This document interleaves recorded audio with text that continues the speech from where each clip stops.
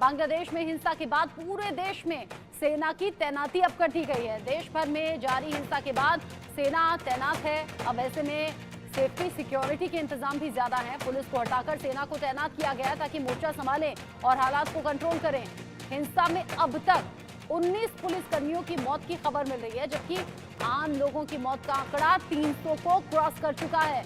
यही बांग्लादेश जहां पर पिछले कुछ दिन में ये हिंसा की आग रह रहकर भड़की।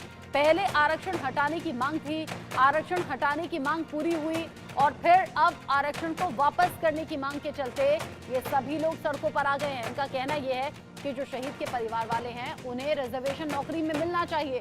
सरकारी नौकरी में रिजर्वेशन जो खत्म किया गया है उसे वापस से बहाल किया जाए, ये इन लोगों की मांग है। जबकि पिछले दिनों सड़कों पर जो स्टूडेंट्स आ गए थे, जो प्रदर्शनकारी आ गए थे, उनका कहना यह था कि काबिलियत के आधार पर नौकरी दी जाए, ना कि आरक्षण के आधार पर।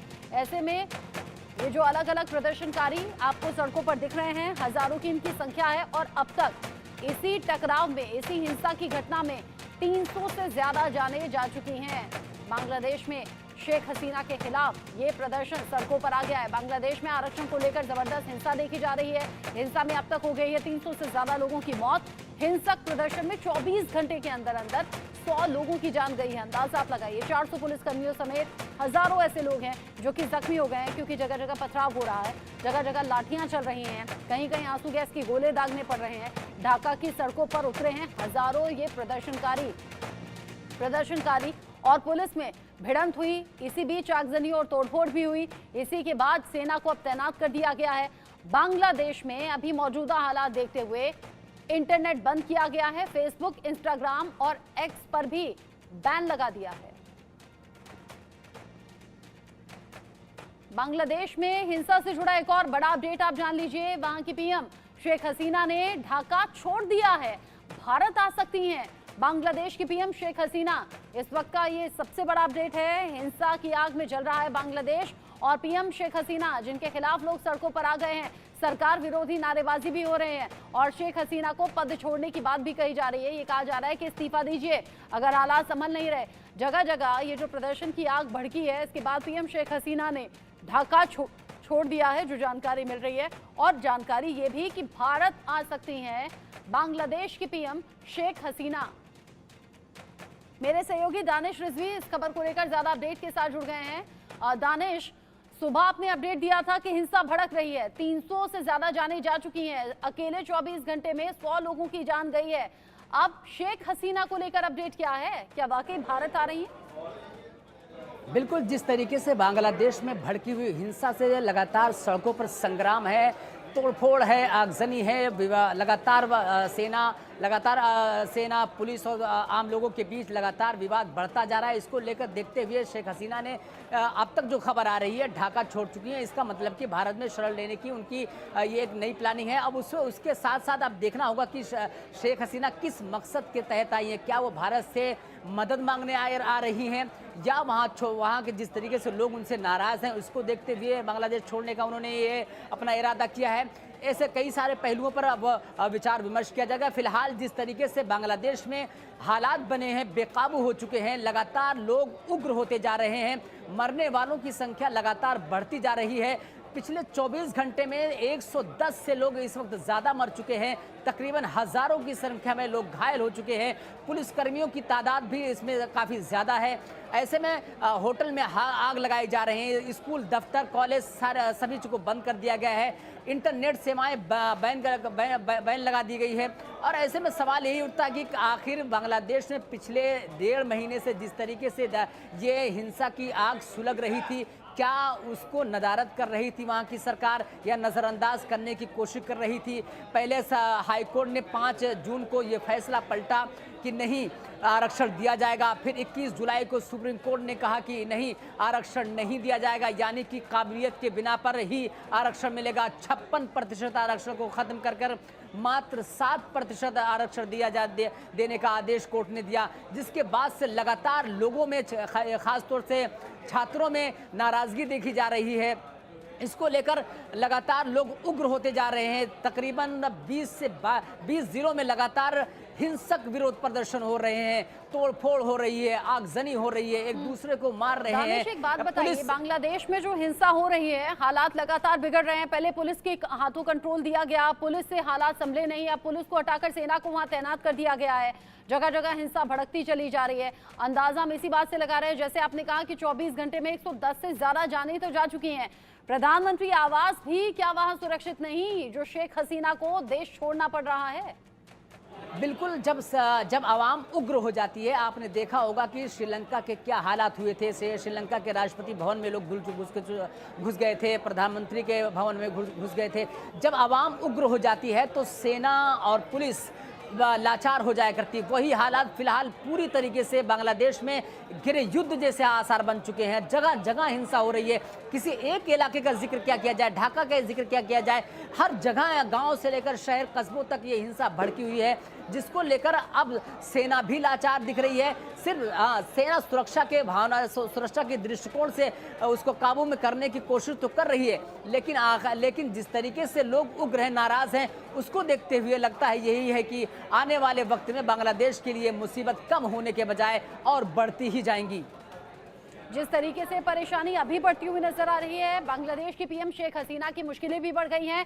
आम लोग वो भी इस खतरे को महसूस कर रहे हैं, क्योंकि प्रदर्शनकारी सैकड़ों या हजारों की संख्या में है, लेकिन वहां के जो आवाम है, वहां के जो आम लोग हैं, जो इस प्रदर्शन का हिस्सा नहीं है, दानिश, खतरा तो सबसे बड़ा उनके लिए है, क्योंकि उनकी सिक्योरिटी में तो कोई तैनात नहीं है।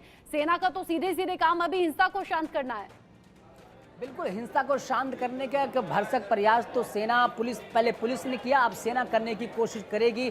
लेकिन सवाल ये है कि विपक्ष की जो पार्टियां हैं, कहीं ना कहीं उनका बैक सपोर्ट जिस तरीके से दिया जा रहा है, जिस तरीके से छात्रों को उनका सपोर्ट किया जा रहा है, उससे यही लगता है कि ये मामला इतनी आसानी से शांत नहीं होने वाला है, बल्कि ये मामला और बढ़ता ही जाएगा। क्योंकि अब यहाँ पर राजनीति शुरू हो चुकी है।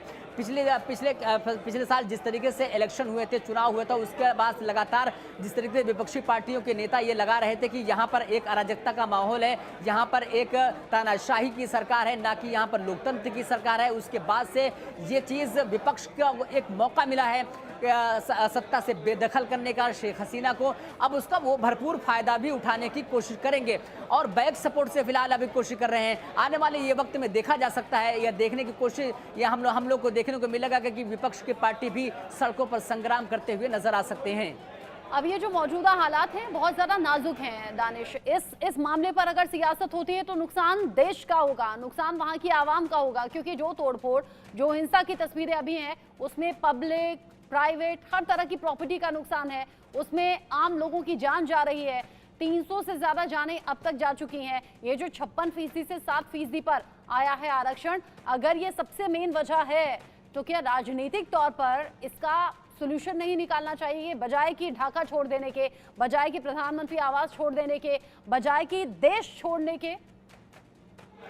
अभी ये सूत्र बता रहे हैं कि ढाका छोड़ने की उनकी ये अटकलें लगाई जा रही हैं, लेकिन सियासत परसेप्शन पे चलती है। सियासत जो है आपकी अगर छवि अच्छी बन गई या धूमिल हो गई तो उस पे चलती है। इस वक्त विपक्षी पार्टी के नेता यही चाह रहे होंगे कि जिस तरीके से हिंसा भड़की हुई है वो कम ना हो, बल्कि शेख हसीना के खिलाफ ये उग्र हो, क्योंकि ये सत्ता का मामला है। जब सत्ता की कुर्सी की बात आती है तो कहीं ना कहीं कुछ न कुछ सपोर्ट, जिस तरीके हिंसा, प्रदर्शन, आगजनी, तोड़फोड़ का कहीं ना कहीं विपक्षी पार्टियों का ये सपोर्ट रहा करता है। ये एक बांग्लादेश की बात नहीं है, बल्कि आप आमतौर पर किसी भी देश या राज्य में देखेंगे तो विपक्षी पार्टियों को इन मौक़ों पर उनको एक फ़ायदा नज़र आता है, सत्ता के करीब पहुंचने का उनको एक अवसर नज़र आता है। उसी को देखते हुए जिस तरीके से वहाँ पर प्रदर्शनकारियों को बैक सपोर्ट किया जा रहा है, इससे और भी हिंसा भड़केगी। छात्रों में उग्र प्रदर्शन होगा और तोड़फोड़ की जो घटनाएं हैं वो और बढ़ती जाएंगी।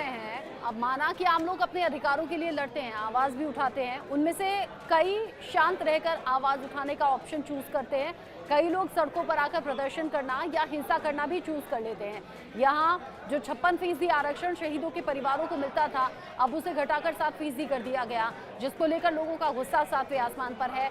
लेकिन क्या ये प्योरली वो शहीद के परिवार वाले हैं जो सरकारी नौकरी में आरक्षण फिर से वापस बहाल करना चाहते हैं, या फिर इनके साथ कुछ पॉलिटिकल पार्टी के जुड़े हुए गुर्गे हो सकते हैं, या फिर क्या जानबूझकर फैलाई गई हिंसा या भड़काई गई हिंसा हो सकती है?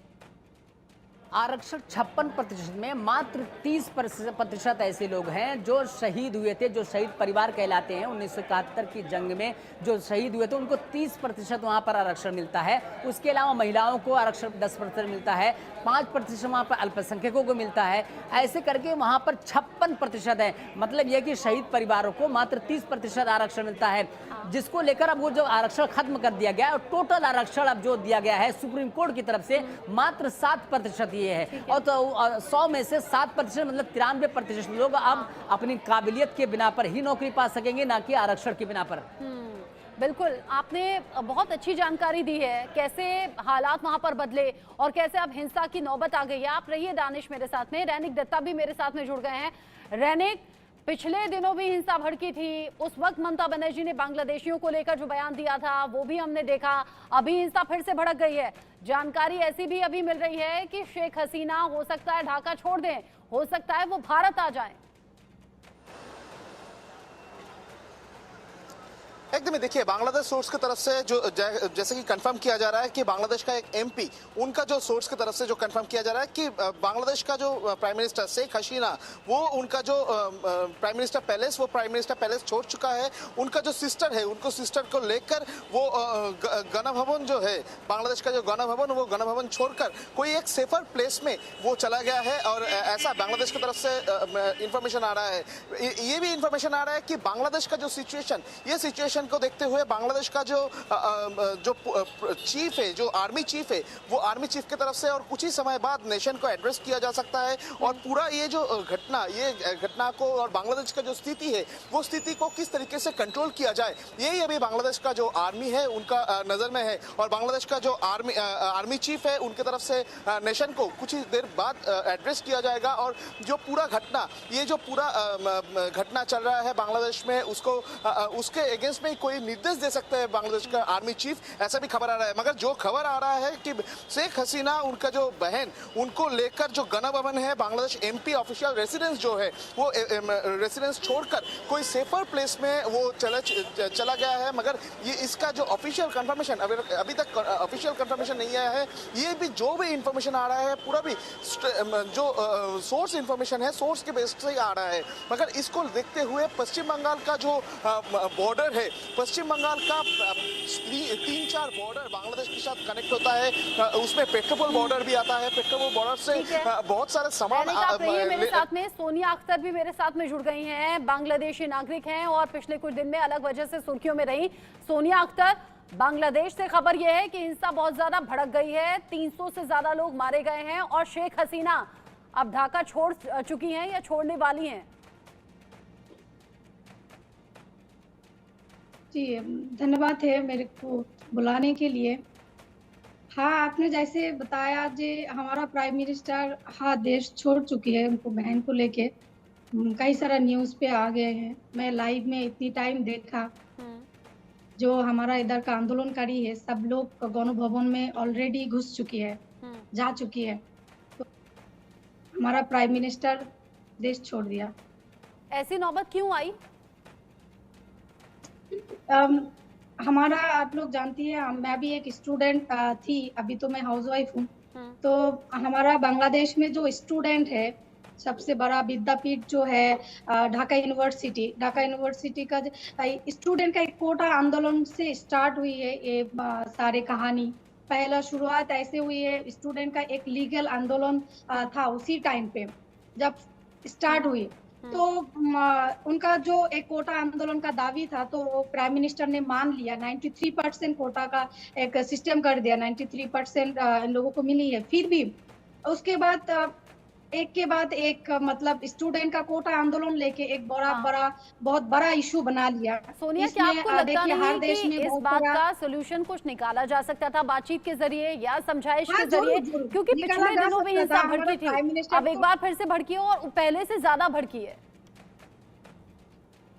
एक्चुअली देखिए, जब वो जो घर में आग लगता है तो कई सारा लोग, पड़ोसी भी थोड़ा बहुत आग में और भी घी डालने का कोशिश करते हैं। ऐसा ही हुआ है जब स्टूडेंट का आंदोलन है, उस आंदोलन लीगल आंदोलन, तो उसको मैं भी सपोर्ट किया, बट जब धीरे धीरे से इसको बढ़ना शुरू किया तो उसमें क्या हुआ, जब हमारा जमात इस्लाम है, हमारा बीएमपी है, कई सारा दल है, वामपंथी भी है, इन लोगों का एक इन लोग भी इस लोगों से जुड़ चुकी है, मिसगाइड किया है। उसके बाद देखिए अभी तो हालात सबको पता है। हाँ। धीरे धीरे से ये चीज बहुत ज्यादा बढ़ चुकी है। लेकिन प्रधानमंत्री ने इससे पहले जब 9 दफा आरक्षण है, खत्म करने की मांग को लेकर मान लिया। इससे पहले जब स्टूडेंट सड़कों पर आए थे आरक्षण की मांग को लेकर कि आरक्षण खत्म किया जाए, जो काबिल है उसे नौकरी मिले, तब भी हिंसा भड़की थी।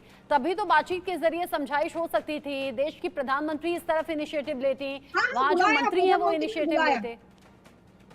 हाँ, प्रधानमंत्री ने बुलाया, बताया भी था जे आप लोग मेरा गणभवन का द्वार खोला है आप लोगों के लिए, आप लोग आ जाइए, मेरे साथ बैठिए, मीटिंग करिए। मैं भी मेरे लाइफ में आके बहुत बताया जे प्लीज इसको बैठना चाहिए। तो प्रधानमंत्री ने ऑफर रखा जे आप बैठिए, बट हालात ही कुछ। क्या पॉलिटिकल पार्टीज का हाथ है क्या इसके पीछे जो प्रदर्शन है, या प्योरली स्टूडेंट्स हैं? पहले ओनली स्टूडेंट था, उसके बाद धीरे धीरे से जमात इस्लाम, आप जानती है बांग्लादेश में जमात इस्लाम को बैन कर दिया, तो उन लोगों का भी एक आग है, उन लोगों का भी एक दुश्मनी निकालना है प्रधानमंत्री से। तो कई सारा मतलब बातचीत है जो एक हो चुकी है, सब एक साथ सड़क पे आ गया। हाँ, तो आम लोगों में तो बड़ा डर होगा अभी, जिस तरीके से 300 से ज्यादा लोग मारे गए हैं। नहीं, मारने का जो देखिए मीडिया पे कुछ और बता रही है, सच्चाई तो ये है इतनी लोग नहीं मरा है जितनी बता रही है मीडिया पे, बहुत कम है। देखिए जब एक देश का प्रॉब्लम होती है तो देश में कई सारे लोग, ऐसा होता है, ऐसा नहीं है जो मारा नहीं जाती है। उम्मीद करते हैं सोनिया की मौत का आंकड़ा कम हो, लेकिन कई बार ऐसा होता है कि मौत का आंकड़ा कम निकलता है तो कई बार उससे कहीं ज्यादा भी निकलता है। दोनों ही तरह की बातें हैं। आप रहिएगा मेरे साथ में, दानिश मेरे साथ है, रैनिक मेरे साथ है, सोनिया मेरे साथ है, और मेरे साथ में मेरे senior colleague managing editor input Rakesh Kumar Singh भी जुड़ गए हैं। राकेश, बड़ी चौंकाने वाली खबर सुबह से जब हम बता रहे हैं, बांग्लादेश में फिर से हिंसा भड़की है, और इस बार की हिंसा पिछली बार की हिंसा से कहीं ज्यादा है, ये संख्या भी बढ़ गई है। और सोनिया कह रही हैं कि ये प्योरली स्टूडेंट पहले थे, अब नहीं है। देखिए रचना, सही आपने कहा, बांग्लादेश में आरक्षण के खिलाफ छात्रों का जो प्रदर्शन और जिस तरह से लॉन्ग मार्च का आज आह्वान, और आपने देखा था कि पूरे देशव्यापी कर्फ्यू लागू किया गया था, लेकिन बावजूद इसके जिस तरह से छात्र सड़क पर उतरे, तो इसको लेकर ये इस तरह की लगातार अटकलें लग रही थी। आपने देखा था कि कल शाम 6 बजे से कर्फ्यू लगा हुआ है, और जो अब तक जो वहां की मीडिया के रिपोर्ट से खबरें आ रही हैं कि अब तक हिंसा में कम से कम 300 लोगों की मौत हो चुकी है। हालांकि इस संबंध में आधिकारिक बयान नहीं जारी किया गया है। बिगड़ते हालात को देखते हुए जो वहां की प्रधानमंत्री शेख हसीना ने देश छोड़ दिया है, इस तरह की लगातार हमारे पास खबरें आ रही हैं। और उसके बारे में यह है कि वे वहां से हेलीकॉप्टर से निकली हुई हैं। भारत के बारे में भी है, कुछ और देशों के बारे में है, लेकिन सबसे महत्वपूर्ण बात यह है कि जिस तरह से आरक्षण के नाम पर ये आंदोलन शुरू हुआ था और जिस तरह से हिंसक हुआ, ये आप मामला खुद जानती हैं, लेकिन इसमें इस आंदोलन के पीछे कहा जा रहा है कि मुख्य विपक्षी दल और साथ ही साथ जमाते इस्लामी का हाथ होने की बात सामने आ रही है। जमाते इस्लामी वही संगठन है जिसके छात्र संगठन को कुछ दिन पहले जो है प्रतिबंधित इस सरकार ने किया था। तो ये तमाम चीजें, और जिस तरह से पुलिस और छात्र प्रदर्शनकारियों के बीच हिंसक झड़पें, और उसके बाद जो स्थितियां उत्पन्न हुई है, यानी कुछ विपक्षी पार्टियां, कुछ अलग अलग संगठन जो छात्रों के इस प्रदर्शन के बीच में अपना फायदा या अपनी रोटियां सेकने की कोशिश कर रही हैं। आपने कहा कि हेलीकॉप्टर से अभी देश से निकल चुकी हैं शेख हसीना, क्या भारत आ रही है? देखिए बिल्कुल सही एक चीज बोला आपने, कई तरह संगठन अपनी रोजी रोटी के लिए, अपनी फायदा के लिए मिसगाइड किया है स्टूडेंट को। अभी हालात इतनी ज्यादा बिगड़ गए जो सड़क पे सब लोग आ चुकी है, बट ये जो बता रही है 300 लोग 400 लोग मारा गए, ये झूठ है। इतने लोग मारा नहीं गए, एक मर गया तो उसमें भी से 10 ठप्पा लगा देती है सरकार को गिराने के लिए, ऐसा कुछ नहीं है। हाँ मारा गया है, ये सच है, जो कुछ लोग मारा गया, कुछ स्टूडेंट मारा गया है, ये दुश्मनी निकालने के लिए हमारा प्राइम मिनिस्टर मैंने जैसे पहले कहा सोनिया कि उम्मीद हम करते हैं कि हाँ ये संख्या कम हो, हम चाहते हैं दिल से कि ये संख्या कम हो, लेकिन संख्या लगातार बढ़ रही है क्योंकि जो टकराव की स्थिति है वो डराने वाली है। राकेश, आप इससे पहले बता रहे थे कि शेख हसीना अब बांग्लादेश से निकली हैं, चूंकि आप गृह मंत्रालय में लगातार संपर्क में रहते हैं, क्या ऐसी कोई भी जानकारी है कि क्या भारत आ रही है शेख हसीना, क्योंकि अच्छे संबंध है भारत और बांग्लादेश के बीच में? देखिए रचना, इस तरह की खबरें हैं कि वो देश छोड़कर भारत भी जा सकती हैं, लेकिन इसकी आधिकारिक रूप से पुष्टि नहीं हुई है। हाँ। इस बीच खबर है कि शेख हसीना ने इस्तीफा दे दिया है, लेकिन इसकी भी अभी तक पुष्टि हुई नहीं है। और इस बीच बड़ी संख्या में प्रदर्शनकारी प्रधानमंत्री आवास में दाखिल हो गए हैं, जो अभी की बड़ी खबर यही है।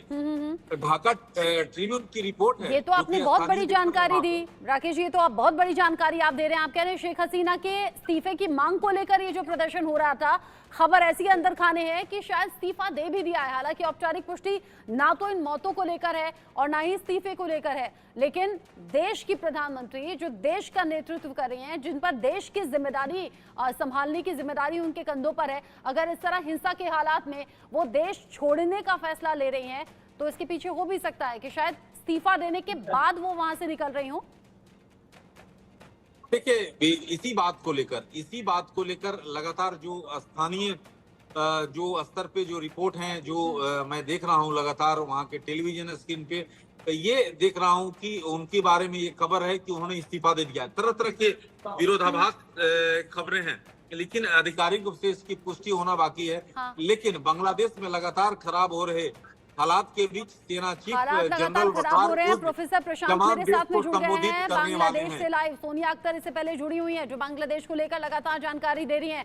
प्रोफेसर प्रशांत, बांग्लादेश कैसे चल रहा है, कैसे सुलग रहा है, और खबर ये कि शेख हसीना बांग्लादेश छोड़ चुकी हैं? Yes.